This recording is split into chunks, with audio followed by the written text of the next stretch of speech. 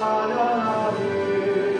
캄캄한 밤에 다닐지라도 주께서 나의 힘 되시고 나에게 밝은 빛이 되시니 길 잃어버릴 염려 없네. 하늘의 영광 나의 맘속에 차고도 넘쳐 할렐루야를 힘차게 불러 영원히 주를 찬양하리.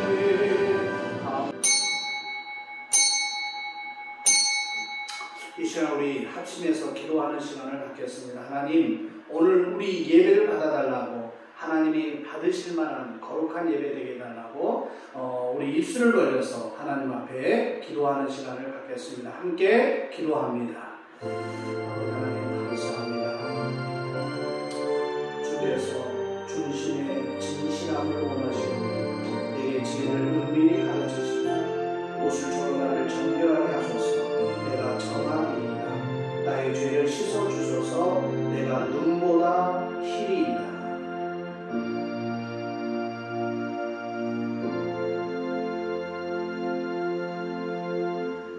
풍성한 생명의 힘으로 은혜 베푸시는 하나님 아버지, 지난 한 주간 동안 저희에게 은혜의 방패로 보호하여 주시고 생명의 힘으로 저희의 삶을 지탱시켜 주신 은혜에 감사드립니다.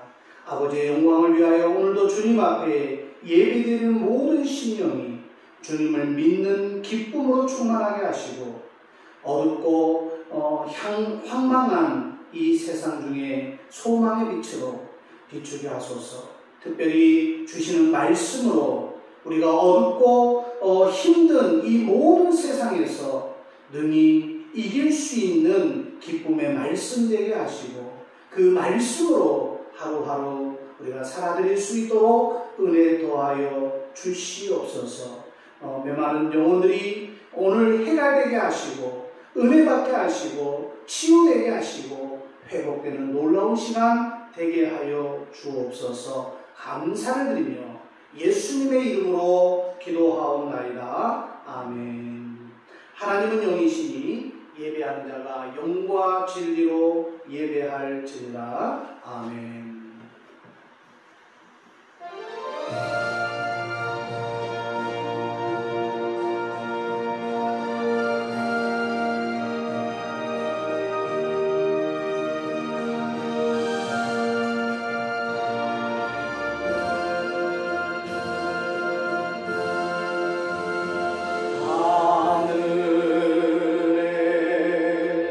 계신 아버지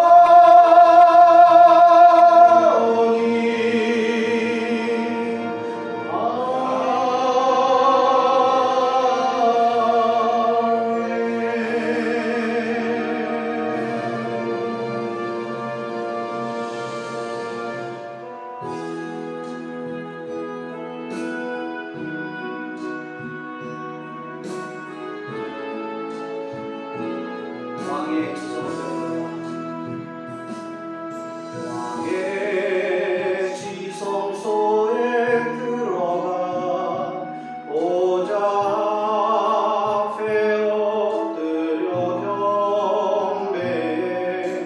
왕의 지성소에 들어가 주의 영광 배우리. 오 거룩하신 주님 앞에서 주 이름 높이리. 왕의 지성소에 들어가 영화롭게 변한. 왕의 지성소에 들어가 왕의 지성소에 들어가 보좌 앞에 엎드려 경배해. 왕의 지성소에 들어가 주의 영광 배우리. 오 거룩하신 주님 앞에서 주 이름 높이리. 왕의 지성소에 들어가 영화롭게 변하니. 오 거룩하신 주님 앞에서 주 이름 높이리. 왕의 지성소에 들어가 영화롭게 변하리.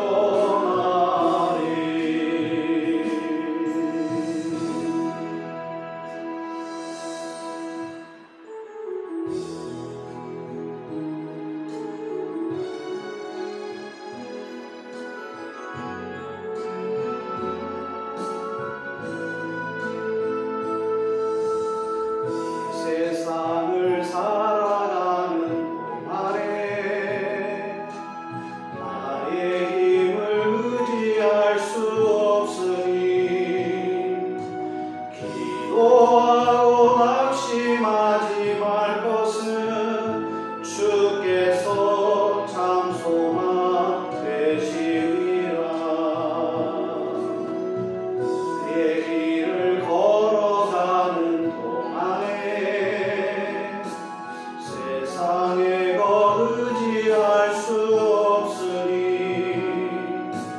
감사하고 낙심하지 말 것은 주께서 참 기쁨 되시리라. 하나님의 꿈이 나의 비전이 되고 예수님의 성품이 나의 인격이 되고 성령님의 권능이 나의 능력이 되길 원하고 하라고 기도합니다. 세상을 살아가는 동안에 나의 힘을 의지할 수 없으니 기도하고 낙심하지 말 것은 주께서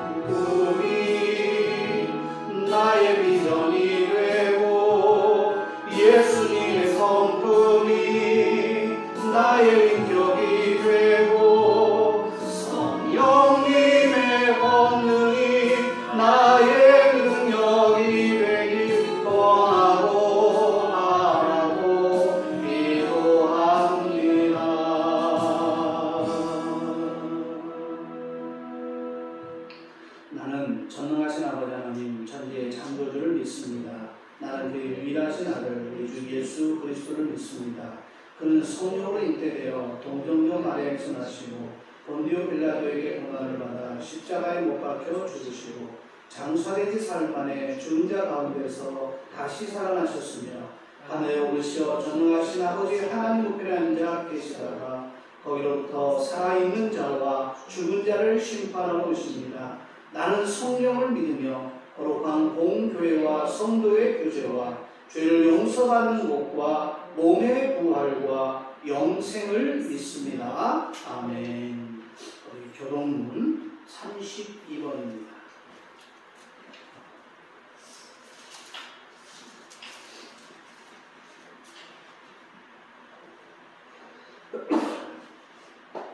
성시교도 교동문 32번 우리 시편 71편 교독하겠습니다.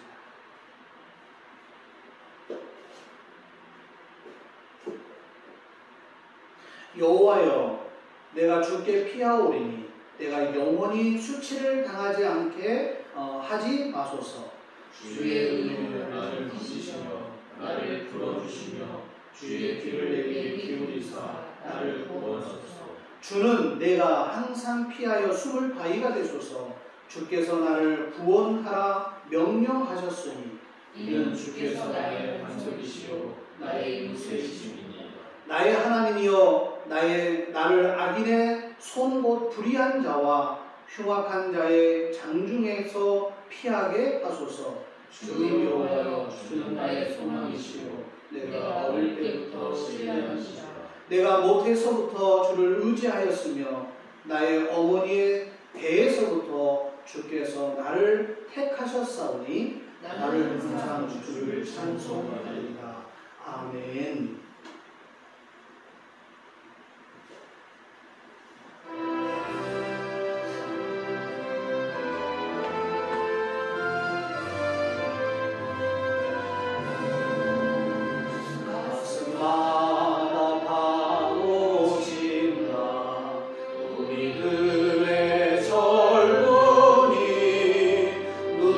눈동자의 어려움과 우리들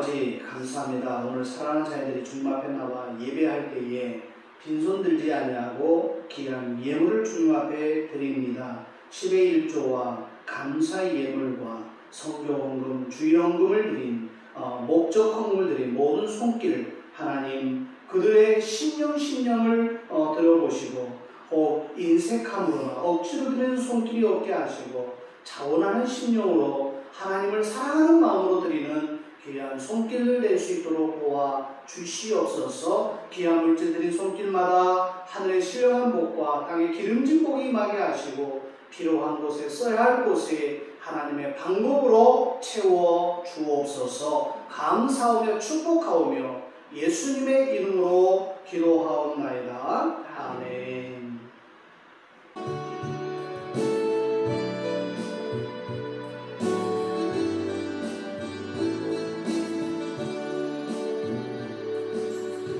진실하게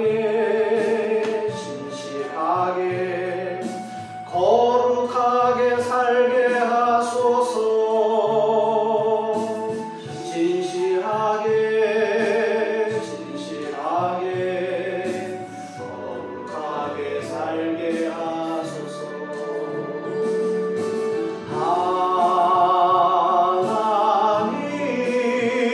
하나님 나의 마음 만져주소서.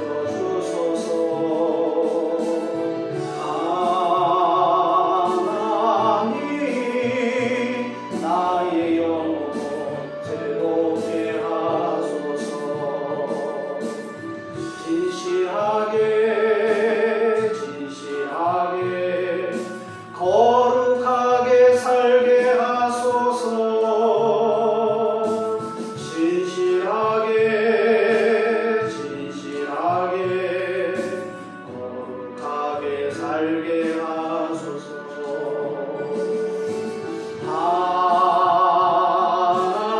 하나님 나의 기도 들어주소서. 하나님 주의 길로 인도하소서.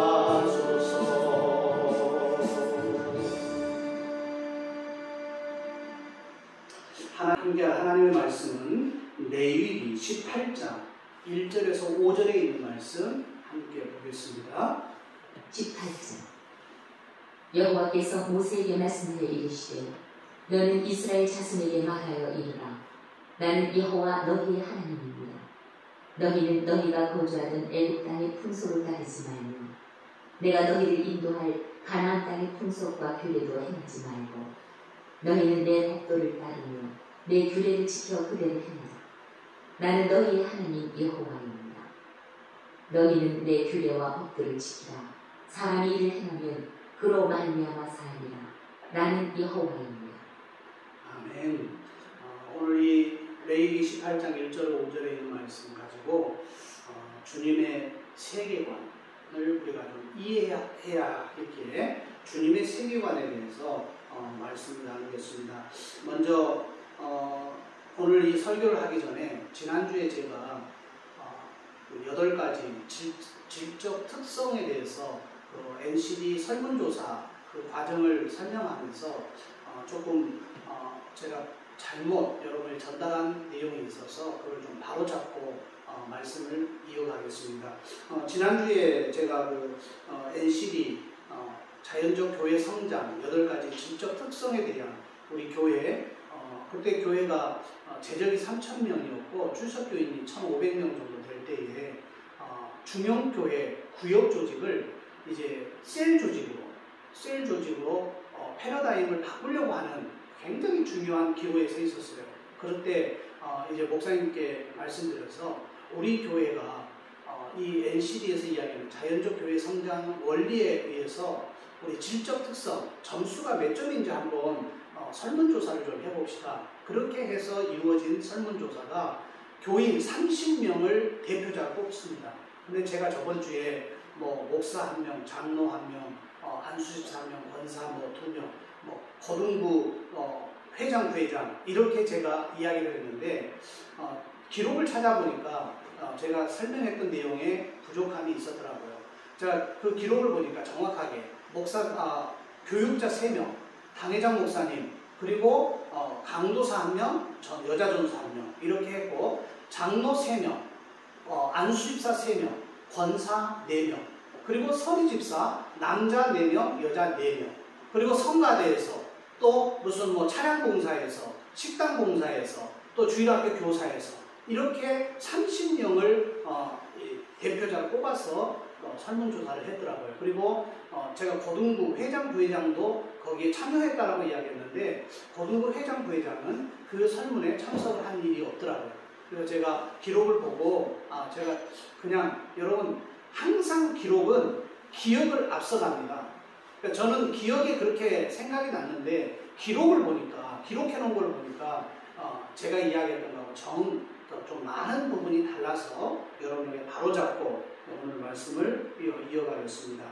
왜 기독교인들이 뭐 사는 데는 전혀 지장이 없어 보이는, 그리고 우리가 삶을 사는데 어떻게 보면 크게 영향을 받을 것 같지 않는 이 세계관을 또 목사님이 이야기를 꺼내는가, 그렇게 여러분이 생각할 수 있어요.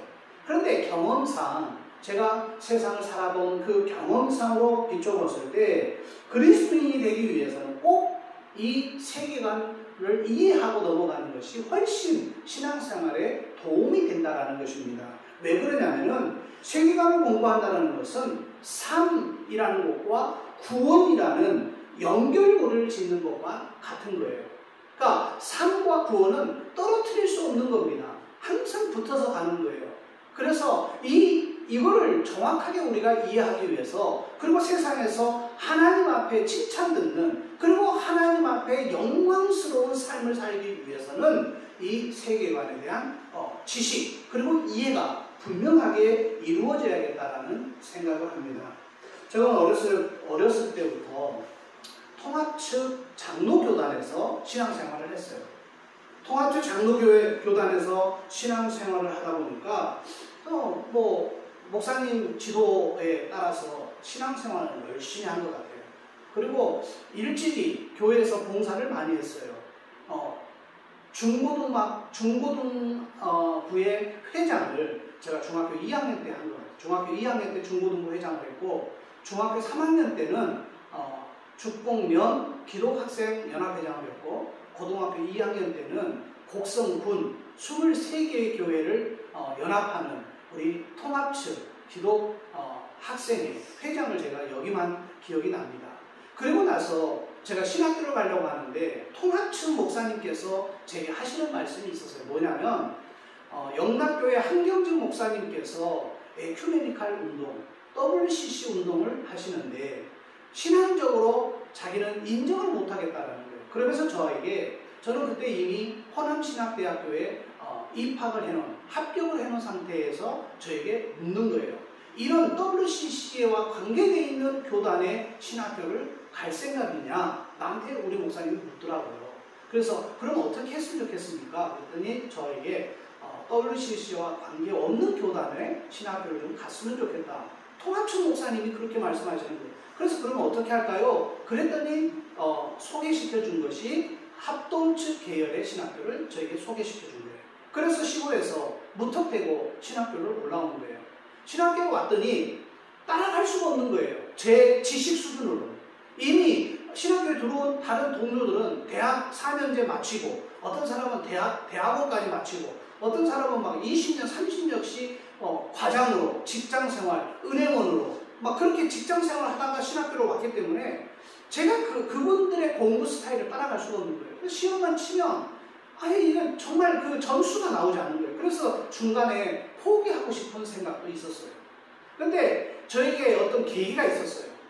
처음으로 제가 교사를 하면서, 중고등부 교사를 하면서 1987년도 중고등부 예배를 참석했는데, 그 전도사님이 제가 그때 봤을 때는 괴짜 같은 전도사님이죠. 이름은 기억이 안 나요. 정전도사라고만 기억이 나요. 그런데 그분은 연세대학교 신학과 재학생이었어요. 근데 딱 보니까 학생운동을 하는 운동권 학생이었어요. 운동권 학생.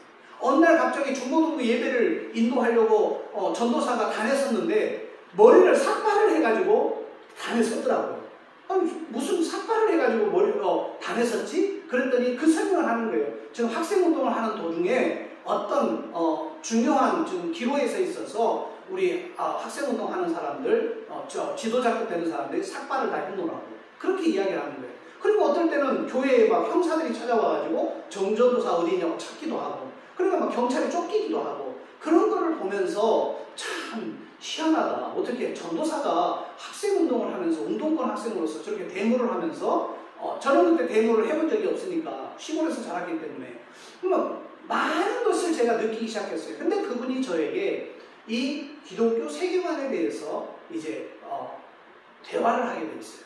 처음으로 제가 기독교 세계관이라는 단어를 그 정전도사님 입을 통해서 처음으로 제가 소개를 받았어요. 그때 그분이 나에게 책 몇 권을 소개시켜줬어요. 이 책을 꼭 읽어보라. 그래서 저는 속으로 겁을 냈어요. 아니, 이거 책 읽으면 이거 나도 학생운동 하는 거 아니야? 나도 운동권 학생 되는 거 아니야? 그러면서 겁나는 마음으로 책을 읽었는데 그 책이 저에게 엄청난 도움이 됐던 거예요. 그게 바로 기독교 세계관에 대한 책이었던 거예요. 그리고 나서부터 이제 청년 시절 때, 학생 시절 때 흔들렸던 이런 신앙생활의 그 내용들이 구원의 확신이라든지 이런 내용들을 방황하는 시기, 이런 것들이 정확하게 정립되는 그런 계기를 제가 그 세계관을 공부하면서 제가 느꼈기 때문에 여러분도 기독교 세계관이 왜 중요한가를 제가 좀 설명을 하려고 해요. 세계관에 대한 문제 제기를 하는데 오늘 본문만큼 중요한 본문이 없어요. 자, 오늘 본문을 한번 보세요. 여호와께서 모세에게 말씀하여 이르시되 너는 이스라엘 자손에게 말하여 이르라. 나는 여호와 너희의 하나님이시라. 너희는 너희가 거주하던 애굽 땅의 풍속을 따르지 말며, 이 풍속이라는 것을 다른 원어 성경, 그러니까 번역 성경에 보니까 행위라고 되어 있어요. 행위, 풍속, 행위. 그 풍속과 행위를 따르지 말며 내가 너희를 인도한 가나안 땅의 풍속, 거기가 행위예요. 풍속과 행위와 규례도 행하지 말고 너희는 내 법도를 따르며 내 규례를 지켜 그대로 행하라. 나는 너희의 하나님 여호와니라. 너희는 내 규례의 법도를 지키라. 사람이 이를 행하면 그로 말미암아 살리라. 나는 여호와니라. 이렇게 말씀합니다. 이거를요, 내용이 조금 어려워서 제가 쉬운 성경으로 한번 찾아봤어요. 근데 쉬운 성경에는 이렇게 말씀하고 있더라고요. 여호와께서 모세에게 말씀하셨습니다. 이스라엘 백성에게 전하여라. 나는 너희와 너희의 하나님 여호와니라. 너희는 전에 살던 이집트 땅의 사람들처럼 살지 말라. 또 내가 너희를 인도하여 갈 가나안 땅의 사람들처럼 살지도 말라. 그들의 풍습을 본받지 말라. 너희는 내 가르침에 복종하고 내 규례를 지키라. 나는 너희의 하나님 여호와니라. 내 가르침과 규례에 복종하여라. 내 가르침과 규례에 복종하는 사람은 살 것이다. 나는 여호와이다. 이렇게 쉬운 성경에 이야기를 하고 있더라고요. 자, 이 의미를 한번 우리가 이야기해보면 소극적인 측면에서는 뭐라고 말씀하냐면 세상 풍속, 그러니까 세상 행위를 따르지 말라는 거예요. 그리고 적극적인 측면에서는 어떻게 해석이 되냐면 하나님의 말씀에 순종하라. 이렇게 해석이 되어지는 거예요. 레위기의 말씀이 선포된 것은요, 이스라엘 백성들이 출애굽 이후에 광야 생활을 하던 때에 주신 말씀이에요. 그래서 오늘 우리는 이 출애굽과 광야 생활과 또 가나안 땅의 삶을 우리가 한번 연결지어서 생각할 필요가 있어요. 출애굽하고 광야 생활하고 가나안 땅에 들어간 것은 우리의 삶과 연관성이 있습니다. 우리의 삶과 직접적인 연관성이 있어요. 자, 애굽이라는 것은 뭐냐? 세상 사회라는 거예요. 세상적인 것, 사회적인 것. 그리고 이제 출애굽을 한 거예요. 그럼 왜 출애굽을 했느냐? 그리고 출애굽을 해서 광야에서 무엇을 했느냐? 바로 광야 생활이라는 것은 훈련을 의미하는 겁니다. 훈련. 이스라엘 민족은요 430년 동안 애굽 생활을 경험합니다. 그러니까 애굽에서 종으로 그들이 삶을 살아요. 우리는 누구나 사회 속에 있기 때문에 사회가 주는 자양분을 먹고 우리는 자랍니다. 근데 세상의 영향력 아래 세상을 바라보는 특정한 견해, 그게 뭐냐? 바로 세상적인 견해가 430년 동안 종으로서 살았던 이스라엘 민족에게 자기도 모르게 스며들어서 이미 자기의 인격화되어 있고 삶의 모습으로 드러나고 있었던 거예요. 그 이스라엘 백성들 또한 그들의 정체성이 사라지고 애국화가 이미 되어버린 겁니다. 430년 동안 살았으니 오죽했겠어요. 그 430년이라는 그 때 묻은 그들의 삶을 하나님께서 40년이라는 모세가 40년이라는 세월을 광야에서 이제 때를 벗기기 시작하는 거예요. 그게 바로 광야 40년의 훈련이라 이렇게 우리가 이해해 볼 수 있는 거예요. 그런데 문제가 애굽에서 출애굽합니다. 그리고 나서 광야로 갔어요. 애굽에서 그 묻은 때들을 이제 하나하나 없애려고 하는데 모세가 40일간 부재하는 사건이 이제 일어납니다. 그것도 출애굽해서 광야 가서 얼마나 있어서 뭐 3년 4년 있다가 그러는 거 그랬으면 말도 안 해요. 딱 100일 만에 3개월이에요. 100일이면 3개월 좀 넘습니다. 3개월 만에 이 사단이 벌어진 거예요. 모세가 자기의 눈에 보이지 않는 거예요. 모세가 하나님으로부터 계명을 받기 위해서 하나님의 명령에 순종해서 시내산에 올라가서 체류하는 시간이 40일간을 체류합니다. 그때 이스라엘 민족에게 이제 문제가 생긴 거예요. 자기를 인도하던 지도자 모세가 눈에 보이지 않는 겁니다. 그랬더니 그들은 애굽 습성을 버리지 못하고 똑같이 애굽에서 했던 행동이 이 광야 훈련 중에 드러나고 만 거예요. 그게 뭐냐? 아론과 백성들이 애굽에서 가져온 금을 가지고 이제 금송아지를 만듭니다. 이 금송아지를 만들었다는 의미가 뭔지 아세요? 신은 눈에 보여야 되는데 눈에 보이지 않는 거예요. 그러니까 그들은 애굽의 습성, 애굽의 생활, 그리고 애굽의 사상을 갖고 왔기 때문에 자기들은 홍해를 가르고 막 10가지 재앙을 내리고 막 그런 모세가 자기를 인도하는 신으로 착각하고 있었던 많은 사람들의 모습을 볼 수가 있는 거예요. 이게 애굽 백성들의 세계관이라는 겁니다. 하나님께서는 애굽화된 이스라엘 백성들을 다시 회복하시기 위해서 40년간을 훈련시켰지만은 변함이 없는 거예요. 전혀 변함이 없어요. 그래서 하나님은 40년 동안 애굽에서 그들을 훈련시켰지만 결국은 애굽에서 나왔던 사람들이 그 애굽화를 버리지 못하고 세속화를 버리지 못하니 애굽에서 나온 모든 사람들은 한 사람도 이제 천국으로, 우리 쉽게 말해서 가나안 땅으로 들어가지 못하고 그 광야에서 다 죽고 맙니다. 그러나 광야에서 태어난 세대만이 이제 가나안 땅으로 들어가는 놀라운 역사가 일어난 겁니다. 어느 책에서 읽은 이야기예요. 우리는 세상에 속해 있다라는 겁니다. 앞으로도 그럴 것이라는 거예요. 그러나 우리는 세상에 속해 있어서는 결코 안 된다라는 거예요. 뼛속까지라도 우리가 세상 사람이 되면 안 된다라는 거예요.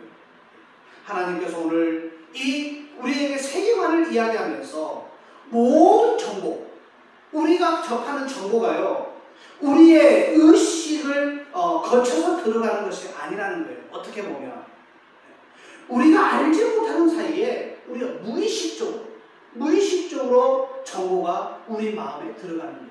그래서 보는 거, 읽는 거, 또 우리가 접하는 거 굉장히 중요시 여기는 거예요. 이유가 그거예요. 무의식을 지배하는 거, 바로 이게 세계관이라는 거예요. 그러니까 내가 세상에 물들어 있으니까 나도 모르게 세상적인 세계관이 나에게 툭툭 튀어나온다는 거예요.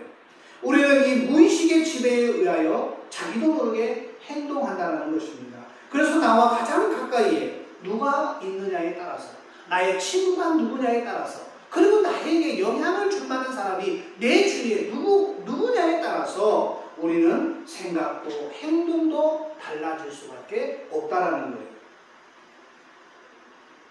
지금은 소천하셔서 없지만은 우리 한종순 권사님 참 한 8년 내지 10년 정도 저와 함께 이곳에서 모든 예배에 빠지지 않고 참석하신 모범을 보이셨는데, 가끔 가다가 제가 드라마 이야기를 이 설교 시간에 예화로 영화 이야기를 하면 권사님이 그 주위에 꼭 차 한잔 하자고 그러고 집에 모가차 맛있는 것이 있다고 해서 집으로 저를 초청합니다. 그러면서 아주 조심스럽게 아주 소녀 같은 그런 모습으로 저에게 물어요. 목사님 꼭 드라마 이야기를 꼭 설교 시간에 하셔야 돼요? 그래서 내가 물어요. 왜요 권사님? 그게 그렇게 거북스러우세요? 아니 저는 그 드라마 좋아하지도 않고 드라마 잘 보지도 않는데요. 그래서 저는 별로라는 거예요.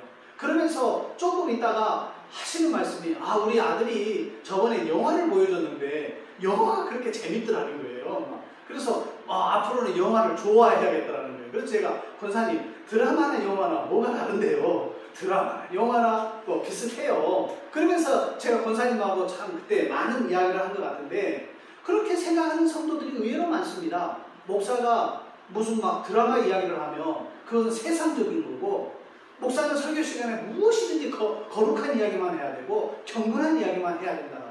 또 목사가 설교에 도움되기 위해서 유행가 한번 불렀다고 해서 큰일 났다라고 금식회계까지 하는 사람도 있다고, 그런 이야기를 제가 들었어요. 그래, 이게 세계관의 혼돈에서 일어나는 일이에요. 왜 이런 일이 일어나냐면 이원론적인 사고를 갖고 있기 때문에 그렇습니다. 많은 사람들이요, 세상적인 것은 속된 것이고 성스럽지 못하고, 또 어떻게 기독교 안에서 일어나는 모든 일들은 다 성스러운 일이다, 이렇게 딱 구분을 지어버리는 거예요. 이원론이라는 것이 뭡니까? 둘로 나누는 거예요. 영과 육을 나누는 거예요. 그러니까 영적인 생활은 나에게 유익하고 성스러운 건데, 육적인 생활은 뭐든지 다 잘못됐다라고 판단해버리는 이 이원론에서 비롯된 거예요. 성스러운 것은 거룩이라는 거예요, 그들은. 근데 속된 것은 뭐냐? 바로 TV를 보는 거나 음란의 생각을 하는 거나 이런 드라마를 보고 영화를 보고 이런 유행가를 듣고 유행가를 부르는 이런 모든 것들이 속된 것이라고 아예 딱 나눠버린 데서부터 문제가 생기는 거예요. 교회는 선하고 세상은 악하다는 이원론적인 사고, 이게 얼마나 많이 우리를 지금 지배하고 있는지 몰라요.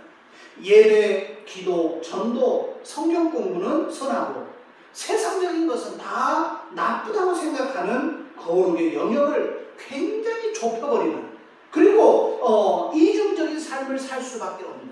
그래서 사람들에게 거룩한 행위를 했을 때는 사람이 자신 있게 하는데, 혹시나 다른 사람들이 보기에 세상적인 무슨 행동이라 그러면 소극적인 모습으로 감추려고 하는 그런 이중적인 모습들이 우리에게 드러날 수밖에 없다라는 거예요.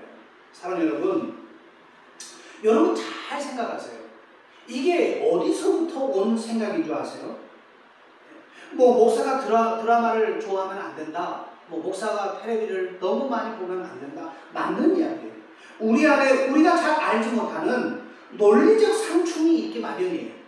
그런 이론적인 체계가 아닌 무의식 속에 있는 논리적이지 않은 생각들이 우리를 지배할 때가 그렇다라는 거예요. 자, 세계관이라는 것은요, 우리 마음속에 끼워진 안경과 같은 거예요. 안경. 어떤 사람은요, 왜 이렇게 어둡냐? 그런데 가만히 보니까 그 사람이 선글라스를 끼고 있는 거예요. 자기가 선글라스를 끼고 있으니까 세상이 다 어두워 보이는 거예요. 왜 이렇게 세상이 다 파랗지? 자기가 파란색 안경을 끼고 있어서 파랗게 보이는 거예요. 빨간색 안경을 끼고 있으면 빨갛게 보이는 거예요. 그게 바로 세계관이라는 거예요. 우리는 내가 낀 안경의 실체를 알면 좋은데 알지는 못하는 거예요. 그 대표적인 예가 사머니즘과 혼재된 기독교를 들 수가 있는 거예요. 귀신과 사람의 중보자가요, 많은 믿지 않는 사람들, 혹시 또 믿는 사람들 중에서도 귀신과 사람들의 중보자가 누구냐고 생각하냐면 무당이라고 생각해요. 무당이라고.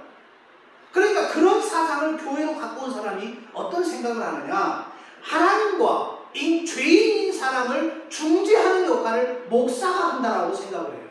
그러니까 이거는요, 사모니즘에 대한 잘못 끼워진 안경을 끼고 바라보기 때문에 이런 어처구니 없는 생각을 하게 된다는 거예요. 그래서 많은 사람들이 세계관을 우리가 공부할 때에 이 찰스 콜슨이라는 사람은 기독교는 세계관이다, 이렇게 그 책에 이야기를 하고 있어요. 찰스 콜슨이라는 사람이 그리스도인이 이제 어떻게 살 것인가라는 책에 이렇게 설명을 했더라고요. 논리적으로 피력할 수 있는 것은 철학이에요.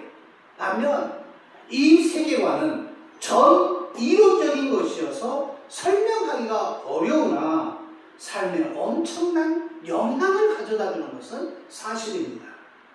자, 성경에 보니까 세계관에 관한 성경 구절들이 여러 군데가 있는데 대표적인 것이 세 군데가 있어요.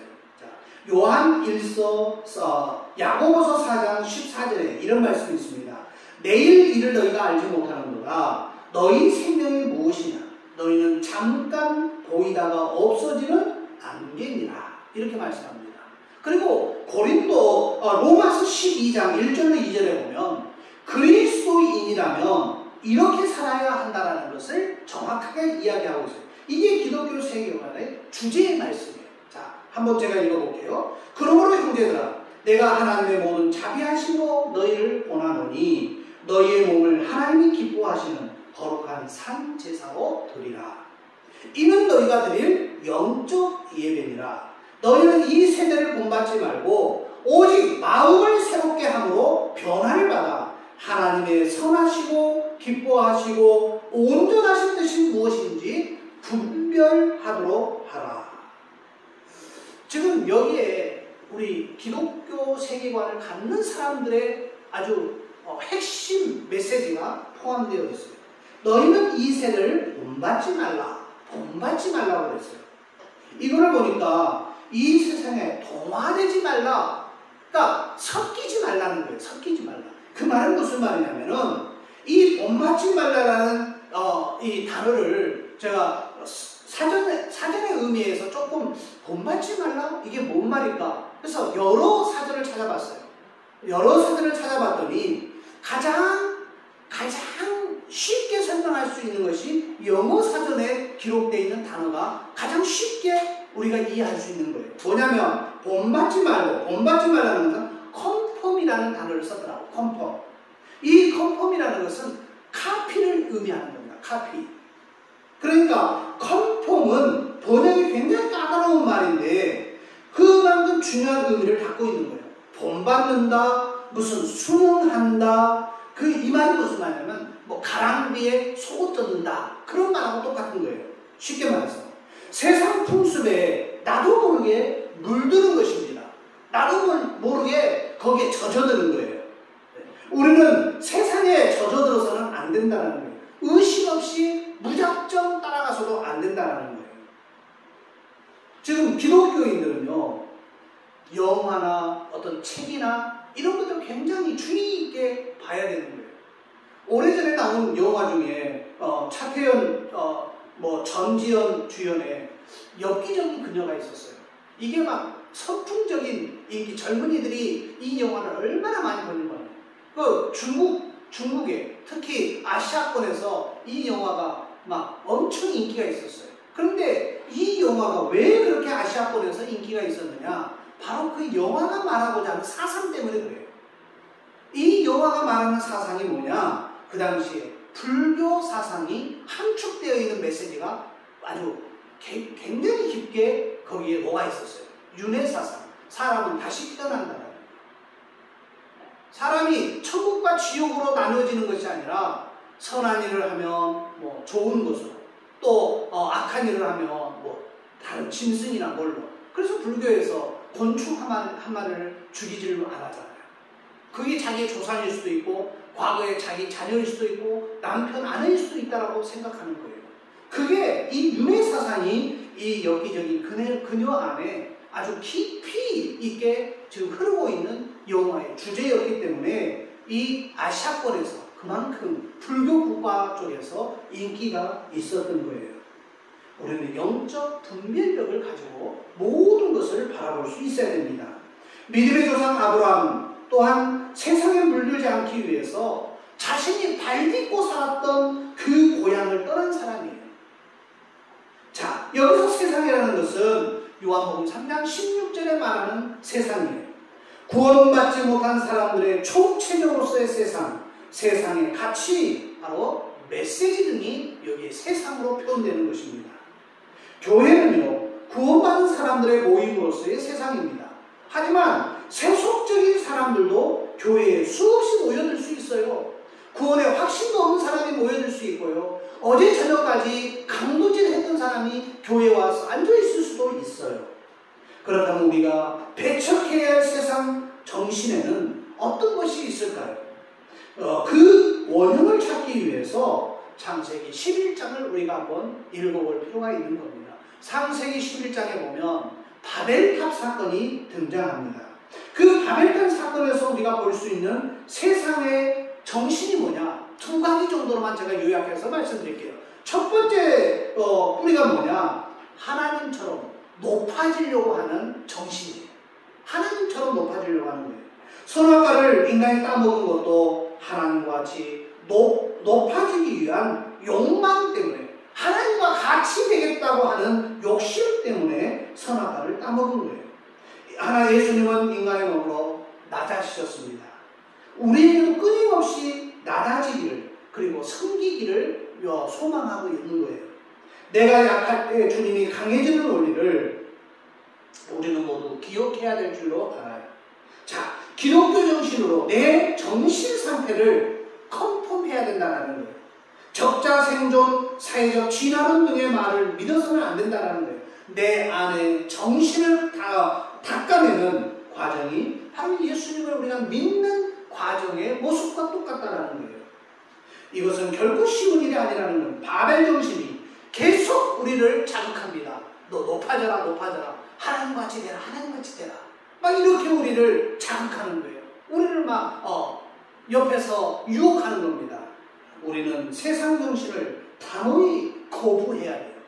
그리고 또 이 바벨탑에서 우리에게 주는 교훈이 뭐냐? 유명해지는 거예요. 유명해지는 거. 우리는 이러한 유혹들을 뿌리치고 하나님께서 우리에게 주신 소명을 따라 살아야 될 줄로 믿어요. 지금 세상은요, 팔로워, 좋아요가 권력이 되는 세상으로 지금 개편되고 있습니다. 얼마나 무서운 세상인지 몰라요. 요즘 SNS를 보면요, 타인의 일상, 일거수일투족을 아주 손쉽게 관람을 할 수가 있어요. 그래서 저도 이 친한 사람들 일주일 동안 뭐 하나 하고 SNS를 뒤지면요, 다 나와요.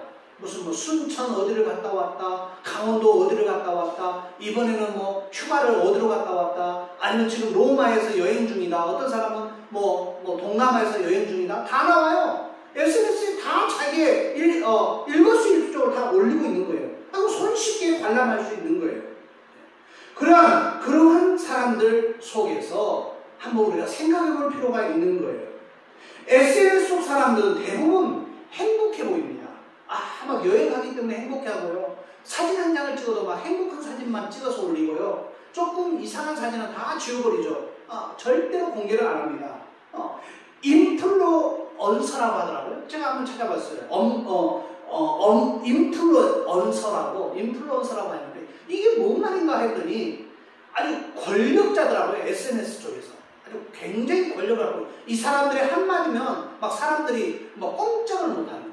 그러니까 어떻게 보면 유튜브 뭐 진행자라고 식당 가서 막 권력을 행사하고, 다른 어디에 가서 막 권력을 행사하고, 이 사람이 한번 선전을 해주면, 광고를 해주고 PR을 해주면 물건이 막 불티나게 팔리는. 그리고 이 사람이 어디 가서 맛있다고 한번 말해주면 그 식당에 막 문전성시를 이루는 그런 일들이 비일비재하게 일어나더라는 거예요. 그리고 셀럽들, 유명인들이 되고 있다라는 거예요. 이 SNS 사이에 그 내용에서. 그런데 우리가 이 화려한 삶을 보면서 남몰래 부러워할 때도 있었어요. 저 사람처럼 무슨 팔로워가 몇이고 뭐가 몇이고 얼마나 좋을까 막 그렇게 생각할 때도 있었어요. 그런데 이게 바로 제 삶의 진짜 저 삶이 진짜일까? 저 사람이 지금 올리고 있는 저 SNS에 올리는 내용이 정말 행복해서 올리고 있을까? 그걸 한번 제가 어느 날 조용하게 한번 묵상해 본 적이 있어요. 그런데 그거는 결코 그렇지 않더라는 거예요. 그럴 때도 있고 그렇지 않을 때도 있더라는 거예요. 생각이 조금 많이 달라졌어요. 저 삶이 진짜라 믿으면 무의식적으로 우리가 동경하게 되어 있습니다. 그러나 이전의 생각이 좀 달라졌다는 거예요. 내가 지금 보고 믿었던 것들이 어쩌면 사실이 아니고 가짜 행복일 수 있다는 생각을 하게 된 거예요. 왜냐하면 좋은 사진들 다 버리고 나쁜 사진 다 버리고 좋은 사진만 올리니까 행복해 보이는 거죠. 그냥 유명해지려는 몸부림이 아닌가. 그게 이 바벨탑 사건에서 사람들이 유명해지기 위해서 바벨탑을 쌓던 그런 모습이 지금 저들에게서 드러나고 있지는 않은가. 그런 생각을 제가 조심스럽게 해본 거예요. 최근 한 사진 작가가 SNS나 유튜브에 연예인들이 자기들이 막 셀카로 찍었다고 하는 사진들 올린다고 해요. 그런데 폭로를 했어요. 연예인들이 내가 올린 사진이에요. 여행하면서 찍은 사진이에요. 그러면서 자기 셀카로 찍었던 그 모든 사진들이 결국 우리 사진 작가들이 찍어서 그들에게 제공한 사진입니다라고 폭로를 해버린 거예요. 그러니까 연예인들이 자기들이 막 셀카로 찍었다고 거짓말하는 것들도 사진 작가들이 의도된 방향과 의도된 내용을 가지고 찍어줬다는 것이 이제 들통이 난 거죠. 이런 것 때문에 이런 폭로 때문에 어쩌면 보여지는 것만을 추종하고 보고 싶은 대로 믿는 대중이 있기에 이런 세대가 되지 않았나 그런 생각을 하게 됩니다. 우리는 지금 의심은 필수, 믿음은 선택인 시대에 어쩌면 살고 있는지도 몰라요.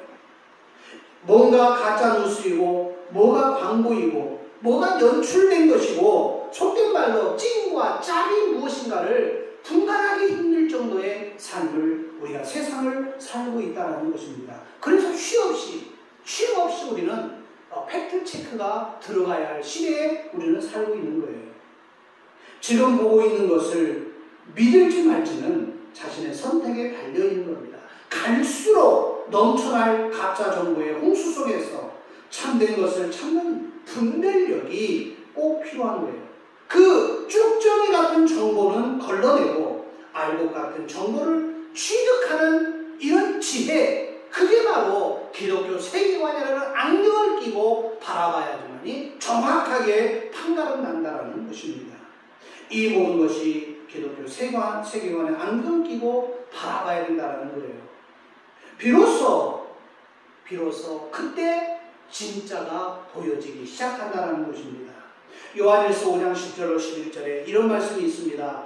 하나님의 아들을 믿는 자는 자기 안에 증거가 있고 하나님을 믿지 아니하는 자는 하나님을 거짓말하는 자로 만드나니 이는 하나님께서 그 아들에 대하여 증언하신 증거를 믿지 아니하였습니다. 또 증거는 이것이니 하나님이 우리에게 영생을 주신 것과 이 생명이 그 아들 안에 있는 그것입니다. 우리가 예수님을 바라볼 때 그 예수님의 기독교 세계관으로 바라보면 우리가 성경이라는 안경을 끼고 예수님을 바라보면 바로 예수님에게 하나님이 맡기신 생명의 모습이 보여진다는 거예요. 그 생명을 우리가 소유해야 될 줄로 믿습니다. 기독교 세계관을 내가 어떻게 갖고 어떻게 선택하고 어떻게 삶을 살아가야 할까?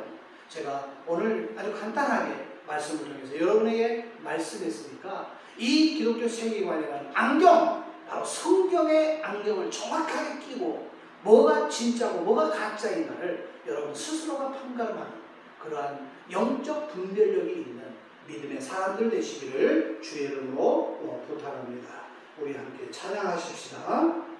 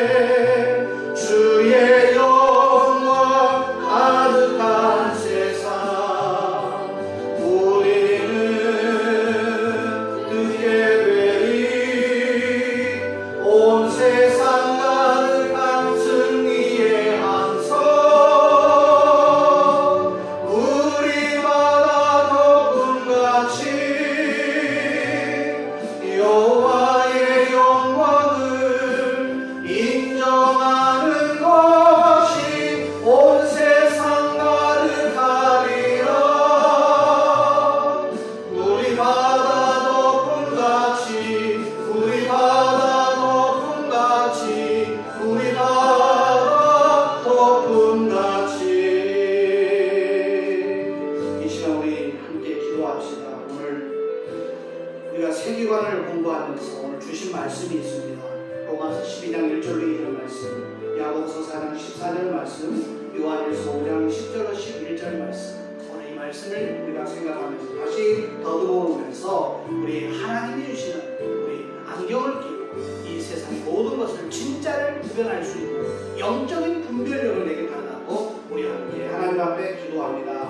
하나님 아버지 감사합니다. 내일 일을 너희가 알지 못하는도다. 너희 생명이 무엇이냐? 너희는 잠깐 보이다도 없어지는 안개라고 말씀하신 주님. 그러므로 형제들아, 내가 하나님의 모든 자비하심으로 너희를 보나보니 너희의 몸을 하나님이 기뻐하시는 거룩한 산제사로 드리라. 이는 너희가 되는 영적 예리느냐.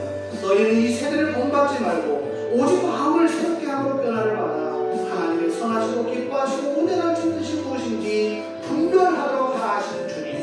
그리고 우리가 세상으로부터 들었던 것, 배웠던 것, 접했던 모든 풍속을 쫓지 말라 하신 주님. 우리가 세상과 하나 되지 않기를 원합니다. 하나님과 하나 되기를 원합니다. 무엇이 진짜, 무엇이 가짜인가를 우리가 성경이라는 안경을 끼고 바라볼 때에 분명하게 드러나는 줄로 믿사오니 우리에게 이 기독교 세계관을 통해서 능력이 있는 하나님의 선하심과 그 생명을 우리가 받기에 부족함이 없도록 하나님 도와 주시옵소서. 이 험한 세상을 믿음으로 승리하기 위해서 우리가 세계관이라는 안경을 낍니다. 능히 승리하고 남을 수 있는 우리의 삶이 되게 하시고 하나님을 기쁘시게 할 수 있는 우리의 삶이 되게 하여 주시옵소서. 특별히 하나님께서 오늘 우리에게 말씀하셨습니다. 하나님의 아들을 믿는 자는 자기 안에 증거가 있고 하나님을 믿지 아니하는 자는 하나님을 거짓말하는 자로 만드나니 이는 하나님께서 그 아들에 대해 증언하신 증거를 믿지 아니하였습니다.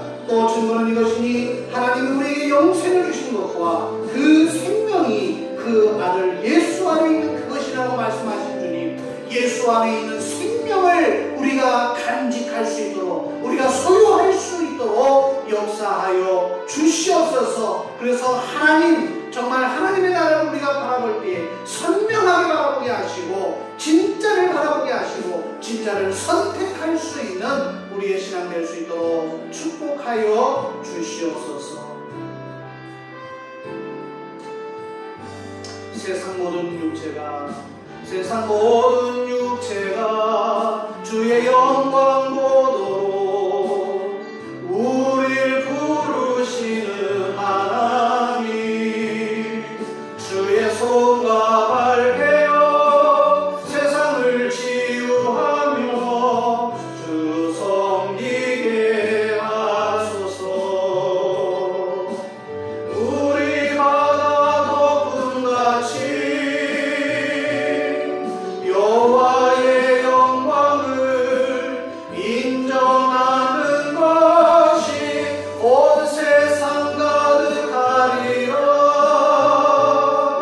우리 바다 덮음같이 우리 바다 덮음같이 우리 바다 덮음같이 오리라. 주의 영광 가득한 세상 우리는 듣게 되리. 온 세상 가득한 승리의 함성 우리 바다 덮음같이 여호와의 영광을 인정하는 온 세상 가득하리라. 우리 바다 덮음같이 우리 바다 덮음같이 우리 바다 덮음같이.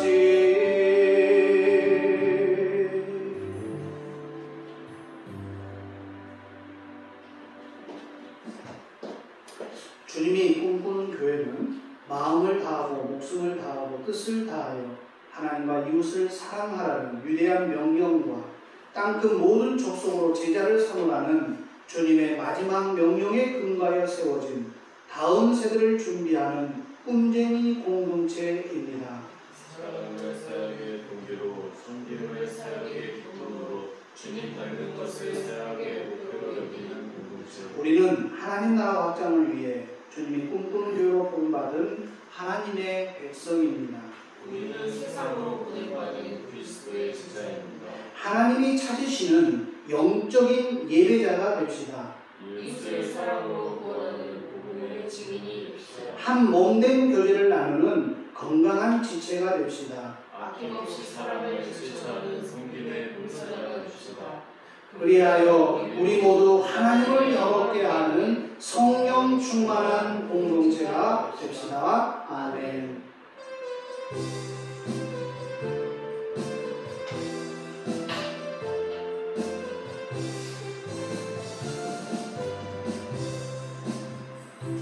내 영혼아 하나님을 송축하라. 내 영혼아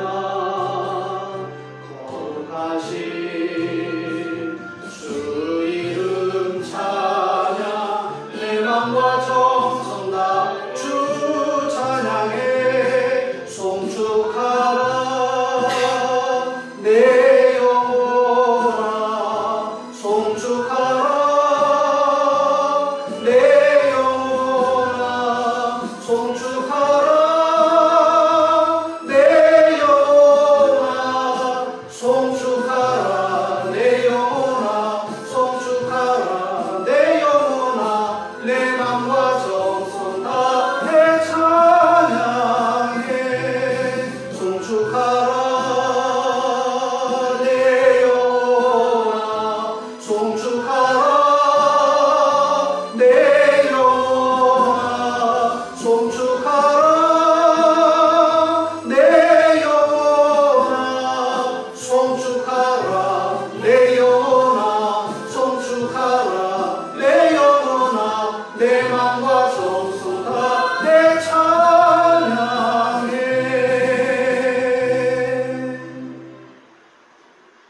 지금은 죄악의 형벌을 지시고 십자가에 달려 돌아가심으로 하나님 앞에 의로워지게 하신 예수 그리스도의 은혜와 예수님의 십자가의 공로로 우리를 자녀로 삼고 하나는 은혜로 보살피시며 필요를 공급해 주시는 하늘 아버지의 놀라운 사랑과 우리에게 오사 세상을 이기게 하시는 성령의 감화 감동 역사하심.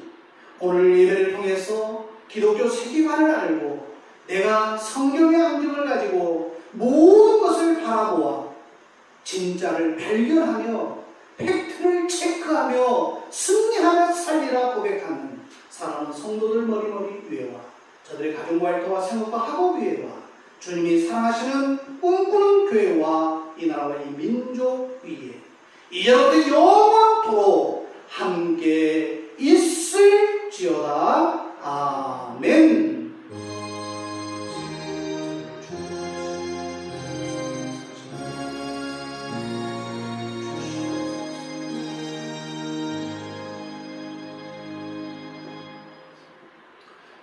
예배를 마치겠습니다.